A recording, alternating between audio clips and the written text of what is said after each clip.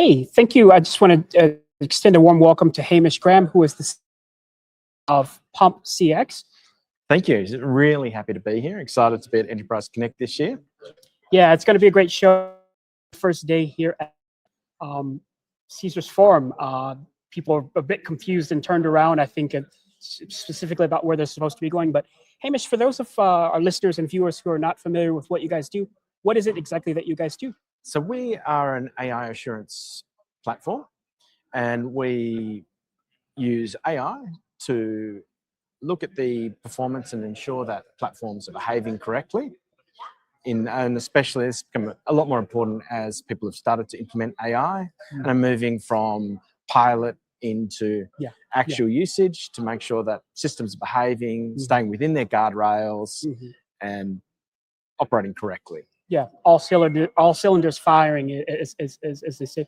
I'm curious about this idea. You mentioned going from this pilot phase to this full-on rollout. What I understand to be the case is that a lot of those full-on rollouts actually stall. Yeah, we've seen that a lot. Yeah. So coming from a background in contact center, and we've all been in the contact CX world since longer than we care to think about. For decades, and we've lived through it, going from the optimization to the CX to the AI world. We're starting to see a lot more people coming into this space, approaching it from an AI bent and being very keen to get the efficiencies we can get out of AI. And don't get me wrong, AI is brilliant, and what it's doing for our industry is amazing. But what we can't lose track of is the traditional CX portion of it, because without the CX, we're in trouble. We learnt this over 30 years, that we need to treat our customers well and to service them and give them a great experience. Otherwise, we lose them. And a lot of people are losing sight of that in the implementation, the rollout of AI. And we're seeing a divergence between the contact center space, the AI space, and then the people who are in charge of risk management within industries and within companies. And we're seeing that diverge a little bit, and a lot of brain damage occurring when things go wrong. I've sort of heard it like this, and I've been saying this for the past couple of years. This idea of CCaaS and the CASs that did once exist, I don't think they really exist traditionally anymore. It's more the lines of CX rather plus AI, and I understand that's your sort of sweet spot. I wonder if you could just give us a little bit of insight into what problem you're essentially trying to solve at large. Okay, so traditionally, monitoring and testing systems was easy. They were all what we would refer to, with my math background, as deterministic systems. We knew exactly how they were meant to behave. You'd put a call in, you knew how it was going to be answered, you would speak. And so creating a test case to prove this worked was really easy. With these newer systems, which are dynamic or non-deterministic and AI and generative driven, we have no real preconception or no ability to know how the conversation will proceed. But we know the outcome. So we know, okay, we're booking an airline flight. It's pretty easy for us to say, okay, we need to be able to say, calls going from you need to book a flight from this city to that city at 3 o'clock, but we don't know what it's going to say. And so that has become a lot harder. And then we've got systems which are AI driven and generative AI driven, which may stay on track, and if they do, great. But if they start going off track, and these systems are learning all the time, and we're not just buying off one vendor anymore, we're getting multiple vendors or clouds of clouds, all being connected up, all being upgraded and learning and improving all the time. And every one of these vendors says, yes, our system now is operating correctly. But what we do is we approach it from the customer point of view, and we're placing interactions in and tracing them from cradle to grave to make sure the customer experience is good. And as soon as it goes off course, then we can react. It's sort of this proactive approach. What I find is, I think it's pretty obvious, right, is that being proactive as opposed to reactive in this business is really the way to go. And I understand that's what you're doing, and I understand that you're actually taking this business model, you're going to bring that from Australia and from other parts of the world to the United States. Absolutely. So you're announcing that here today. Today. Today we launched our office in the USA. And we're really excited to be able to do that at Enterprise Connect. Congratulations. By the way. Thank you. Yeah, so we're so excited to be here. We've already employed some local staff. We're setting up an office immediately. Where's that office going to be located? It's going to be in Arizona. Okay, very cool. And then, so we're really excited about that. And and the future just looks great. So we're so excited.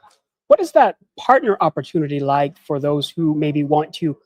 They think maybe it's a one-off sale, maybe it's not a recurring revenue structure. I mean, I understand that partners are always concerned about that sort of bottom line. Absolutely. So very little of our work is ever one-off. Sure, certainly. And especially as we move into this AI-powered world, we're seeing everyone move from what you might term as episodic testing.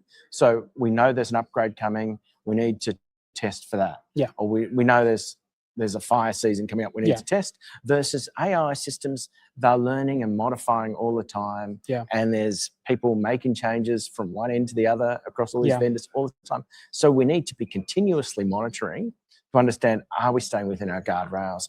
Are we behaving correctly?